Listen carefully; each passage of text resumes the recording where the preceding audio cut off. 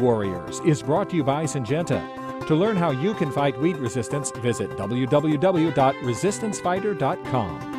To control the insects that Levy mentioned, farmers also need to control weeds, which provide safe havens for pests. All across farm country, growers are battling increased weed pressures.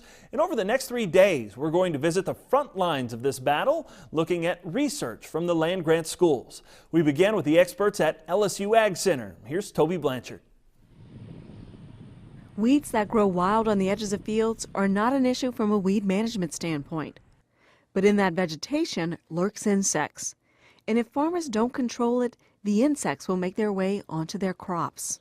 Weed control on the perimeter of the field has a pretty profound impact on the number of pest insects you can get to migrate into a field. This time of the year, cool season weeds are growing around fields. These weeds will die back as the weather warms, sending hungry insects such as the fall armyworm, chinch bugs, and stink bugs into fields. Brown says farmers should use herbicides to kill the weeds weeks before planting. The roots need to be desiccated, the weeds need to be dead, so you can break that insect life cycle so it has enough time so they cycle out and then that second generation can't come through and start on a host that's not there. Removing the weeds is the recommended method of controlling the insects.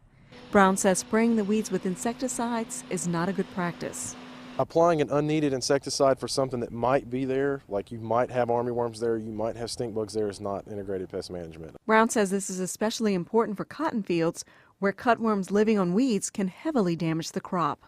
With the LSU Ag Center, this is Toby Blanchard reporting.